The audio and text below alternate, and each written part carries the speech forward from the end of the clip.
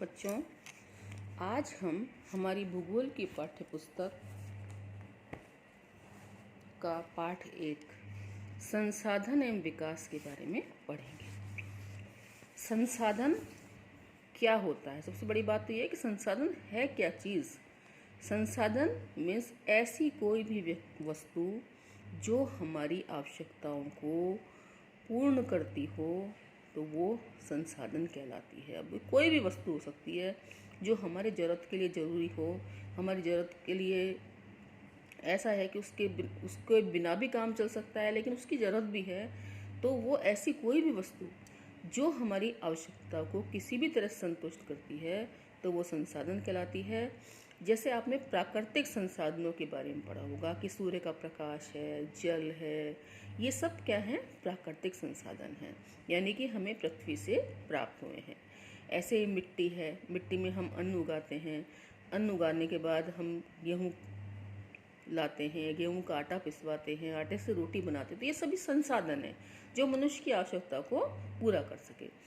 एवं विकास की बात है कि जिस देश में अधिक मात्रा में संसाधन पाए जाते हैं, वो देश जो है वो अधिक संपन्न माना जाता है।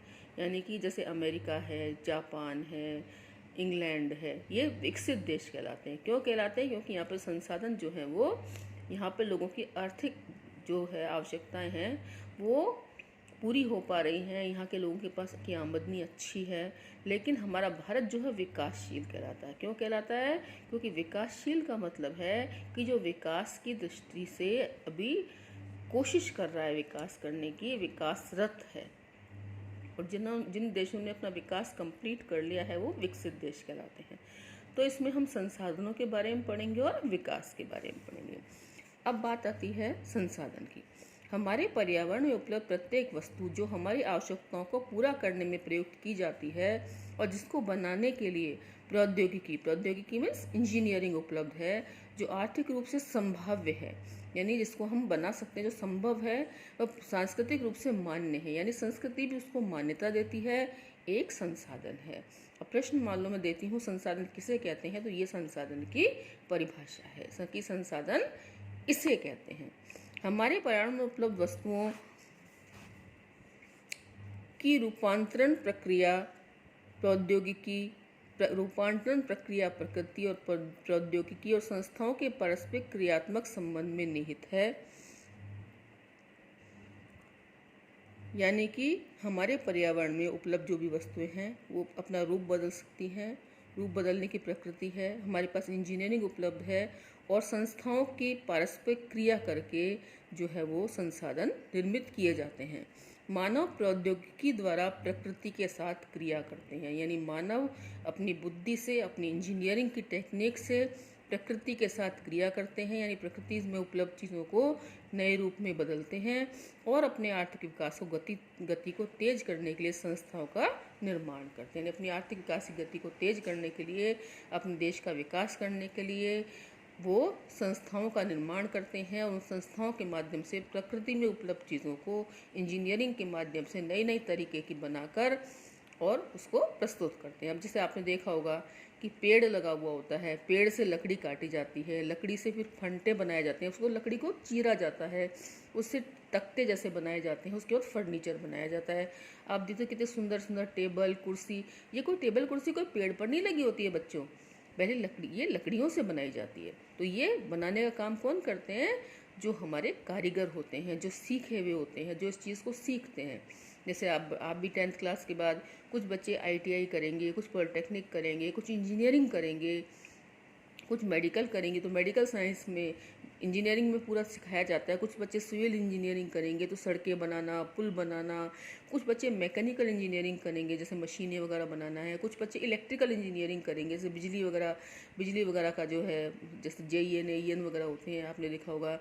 कुछ लोग जो हैं वो कंप्यूटर साइंस में करेंगे तो वो कंप्यूटर का काम करेंगे। तो इस तरह से ये प्रौद्योगिकी यानी इंजीनियरिंग है। मनुष्य के दिमाग में वो क्षमता है कि वो चीज़ को प्रकृति की से प्राप्त पदार्थों को रूप बदल कर जो है वो अपने लिए उपयोगी बना लेता है। क्या आप भी अन्य बहुत से लोगों की तरह संसाधनों को प्राकृतिक उपहार समझते हैं, ऐसा नहीं है। संसाधन मानवीय क्रियाओं का परिणाम है। मानव स्वयं संसाधनों का महत्वपूर्ण हिस्सा है। आप कल्पना करो कि एक पेड़ लग रहा है, वो लगा रहेगा, उसको जब तक कोई उसका इस्तेमाल नहीं करेगा, जब तक उसका कोई उपयोग नहीं करेगा। आपके घर के बाहर एक लोहे का टुकड़ा पड़ा है, मान लो बरसों से पड़ा है, लेकिन उसका इस्तेमाल नहीं हो रहा। लेकिन जब कोई मनुष्य उस लोहे के टुकड़े को उठाएगा, उसको गलाएगा, उससे लोहे का कोई सामान बनाएगा, तो वो मनुष्य के लिए उपयोगी हो जाएगा। तो इस तरह मानव स्वयं भी एक संसाधन है जो प्रकृति से प्राप्त संसाधनों का उपयोग करके उसे अपने अनुकूल बनाता है।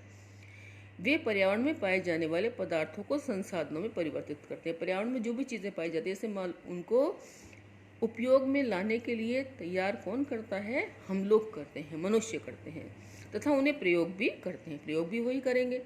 इन संसाधनों का वर्गीकरण निम्न प्रकार से किया जा सकता है। संसाधनों को कितने भागों में बांटा गया है? उत्पत्ति के आधार पर, यानी कि जिस हिसाब से पैदा होते हैं। जैव और अजैव, आपने सजीव और निर्जीव का नाम सुना होगा। सजीव जो श्वसन क्रिया करते हैं, जो अपने समान बच्चे उत्पन्न करते हैं। निर्जीव जो श्वसन क्रिया नहीं करते, अपने समान बच्चे पैदा नहीं करते। समाप्यता के आधार पर, यानी कि खत्म होने के आधार पर। नवीकरण योग्य, जिन्हें दोबारा बनाया जा सकता है। और अनवीकरण योग्य, जो एक बार जमीन में से निकाल लिए गए तो उन्हें दोबारा पुनः निर्मित नहीं किया जा सकता। स्वामित्व के आधार पर, यानी कि मालिकाना हक के आधार पर। व्यक्तिगत, यानी किसी एक व्यक्ति की पर्सनल प्रॉपर्टी, जैसे आपका मकान है, आपके पापा के नाम है या आपके दादाजी के नाम है। सामुदायिक, जैसे आपने सामुदायिक भवन देखे होंगे, एक एरिया के लिए समुदाय, एक समुदाय के लिए, जैसे खंडेलवाल धर्मशाला, अग्रवाल धर्मशाला, ऐसे पंचायती, जैन पंचायती राज मंदिर। तो इस तरह से वो समाज के लिए, समुदाय के लिए बना दिया जाता है, उन्हें सामुदायिक कहते हैं। राष्ट्रीय, यानी पूरे देश जिसका इस्तेमाल कर सके, जैसे कि हमारे इतने बांध हैं, पुल हैं, सड़कें हैं, जिनका पूरा राष्ट्र हमारा उपयोग कर रहा है तो वो राष्ट्रीय, और जिनका पूरा विश्व उपयोग कर रहा है वो अंतर्राष्ट्रीय। विकास के स्तर के आधार पर, यानी कि संभावी, यानी जिनकी संभावना है कि जो निकलेंगे अभी से। विकसित भंडार, यानी कि जिनको पूरी तरह से निकाल कर उनको तैयार करने की स्थिति में किया गया है। और संचित कोष, जिनको अभी खोजा भी नहीं गया है, जो धरती में खजाना गड़ा हुआ है। तो इस तरह से देखो, संसाधनों को दो प्रकार के भागों में बांटा गया, प्राकृतिक और मानवीय। यानी एक तो जो प्रकृति से प्राप्त हो, और एक मानवीय, यानी कि जो मनुष्य जो एक संसाधन के रूप में उपलब्ध है। अब प्राकृतिक में नवीकरण योग्य और अनवीकरण योग्य। नवीकरण योग्य, जिन्हें कि दोबारा बनाया जा सकता है। सतत अथवा प्रवाह, जैसे पवन, जल।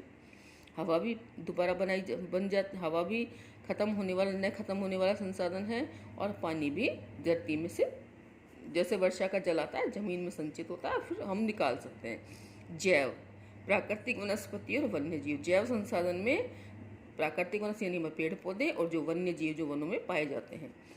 अब अनवीकरण योग्य, जिन्हें वापस से दोबारा तत्काल नहीं बनाया जा सकता, जैसे धातुएं, जितनी भी लोहा, चांदी, सोना, तांबा निकालने के बाद उसके भंडार सीमित होते जाते हैं, उन्हें दोबारा नहीं बना सकते एकदम।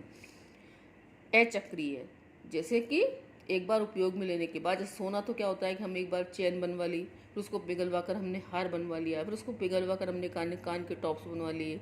लोहे से कोई मशीन बनी हुई है, उसको पिघलवा कर हम दूसरे रूप में डलवा लिया। लेकिन ईंधन जो है वो अचक्रीय, उसको बार बार आप घुमा नहीं सकते। लकड़ी को एक बार जलाने के बाद उसका कोयला बनेगा, वापस से लकड़ी नहीं बन पाएगी। मानवीय में संरचनाएं और संस्थाएं हैं, और मात्रा और गुणवत्ता, यानी कि कितनी मात्रा में है और कितना गुण के योग्य है।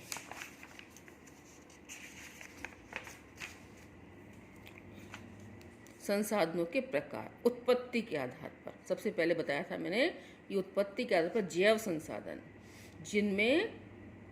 जिनकी उत्पत्ति जीवमंडल में हुई है और जिनमें जैविक क्रियाएं पाई जाती हैं, यानी जो सांस लेते हैं, अपने समान बच्चे पैदा करते हैं। इन संसाधनों की प्राप्ति जीवमंडल में होती है, इनमें जीवन व्याप्त है, जैसे मनुष्य, पेड़ पौधे, प्राणी, जितने भी प्राणी हैं, जैसे छोटी छोटी चींटी से लेकर हाथी तक, मनुष्य, और पशु जो भी गाय, बैल, ये सारे पशु आदि। अजैव संसाधन जो निर्जीव वस्तुएं हैं जिनमें जीवन चक्र नहीं पाया जाता, ये सारे संसाधन जो निर्जीव वस्तुओं से बने हैं अजैव संसाधन कहलाते हैं। उदाहरण के लिए धातुएं, चट्टानें। समाप्यता के आधार पर मैंने आपको बताया था कि जिन्हें एक बार उपयोग में लेने के बाद दोबारा बनाए जा सकते हैं वो तो नवीकरण योग्य हैं, और जिन्हें दोबारा नहीं बनाया जा सकता तत्काल वो अनवीकरण योग्य हैं। वे संसाधन जिन्हें भौतिक, रासायनिक, यांत्रिक प्रक्रियाओं द्वारा नवीकृत या पुनः उत्पन्न किया जा सकता है उन्हें नवीकरण योग्य अथवा पुनः पूर्ति योग्य संसाधन कहा जाता है। उदाहरणार्थ सौर तथा पवन ऊर्जा, जल, वन व वन्य जीवन, इन संसाधनों को सतत व प्रवाह संसाधनों में भी विभाजित किया जाता है। अब है बात अनवीकरण योग्य संसाधनों की, यानी जिन्हें दोबारा नहीं बनाया जा सकता। इन संसाधनों का विकास एक लंबे भूवैज्ञानिक अंतराल में, ये संसाधन जो है जमीन में बहुत लंबी प्रक्रियाओं के बाद लाखों वर्षों में बन पाते हैं। खनिज और जीवाश्म ईंधन, यानी कि जो लकड़ियाँ, कोयला वगैरह है, वो जीवाश्म ईंधन का जैसे प्राकृतिक गैस है, ये काफ़ी रासायनिक क्रियाओं द्वारा जमीन के अंदर बनती हैं और वर्षों लग जाते हैं इनको बनने में, इसलिए इनको एक बार निकाल लेने के बाद इन्हें दोबारा से नहीं बनाया जा सकता। इस प्रकार के संसाधनों के उदाहरण है जिन इनको बनने में लाखों वर्ष लग जाते हैं। इनमें से कुछ संसाधन जैसे धातुएं पुनः चक्रीय हैं, यानी कि जैसे धातुएं लोहा, चांदी, सोना, तांबा, इनको पिघलाकर आप दूसरे रूप में बदल सकते हैं, लेकिन जीवाश्म ईंधन को वगैरह को आप नहीं बदल सकते। और कुछ संसाधन जैसे जीवाश्म ईंधन अचक्रीय, यानी बार बार इन्हें घुमा नहीं सकते, आप बार बार इनको रूप परिवर्तन नहीं कर सकते, वे एक बार प्रयोग के साथ ही खत्म हो जाते हैं। अब मैंने बताया था आपको व्यक्तिगत संसाधन, स्वामित्व के आधार पर व्यक्तिगत संसाधन, यानी जो किसी निजी व्यक्ति की प्रॉपर्टी हो। संसाधन निजी व्यक्तियों के स्वामित्व के में भी होते हैं। बहुत से किसानों के पास सरकार द्वारा आवंटित भूमि होती है जिनके बदले में वे सरकार को लगान चुकाते हैं, यानी कि जो भूमि का उपयोग करते हैं उसके बदले में सरकार को कुछ टैक्स देते हैं। जैसे दुकानदार भी होते हैं तो वो जीएसटी देते हैं, सरकारी नौकरी वाले इनकम टैक्स में भरते हैं, आयकर देते हैं अपनी आय पर। इसी तरह से जो है जिनके पास ज़मीन होती है वो कुछ एक मात्रा, निश्चित मात्रा में लगान चुकाते हैं।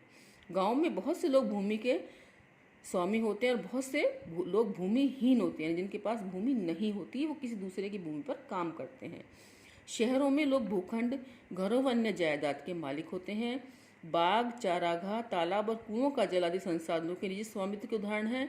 अपने परिवार के संसाधनों की एक सूची तैयार कीजिए, यानी अपने आपके घर में कौन कौन चीज़ें जो आपकी पर्सनल प्रॉपर्टी है। सामुदायिक स्वामित्व वाले संसाधन, वे संसाधन समुदाय के सभी सदस्यों को उपलब्ध होते हैं। गांव की शामलात भूमि, जैसे जहां पर पशु चरने जाते हैं, शमशान भूमि जहां पर लोग अपने शव जला सकते हैं, तालाब गांवों में जिनमें से लोग पानी भर सकते हैं, नगरीय क्षेत्रों के सार्वजनिक पार्क, पिकनिक स्थल और खेल के मैदान वहां रहने वाले सभी लोगों के लिए उपलब्ध हैं। अब बात आती है राष्ट्रीय संसाधन, मैंने आपको कहा था जिनका पूरा देश इस्तेमाल कर सकता है। तकनीकी तौर पर देश में पाए जाने वाले संसाधन राष्ट्रीय हैं। देश की सरकार का, जिस पर देश की सरकार का कानूनी अधिकार है, ये व्यक्तिगत संसाधनों को आम जनता के हित में अधिग्रहित भी कर सकती है। कई बार ऐसा होता है कि कोई रेल लाइन डालनी है या कोई पुल बनाना है या सड़क बनानी है, तो कई बार आपका मकान या आपकी ज़मीन उसमें अगर बीच में आ रही तो सरकार उसे खरीद लेती है, यानी सरकार उसे अपने कब्जे में ले लेती है और आपको उसके बदले में पैसा दे देती है। आपने देखा होगा कि सड़कें, नहरें और रेल लाइनें व्यक्तिगत स्वामित्व वाले खेतों में बनी हुई हैं। कई जगह से खेतों में होकर लाइनें निकाली गई हैं, तो उन मालिकों से खेतों को खरीद लिया है गवर्नमेंट ने। शहरी विकास प्राधिकरणों को सरकार ने भूमि अधिग्रहण का अधिकार दिया हुआ है।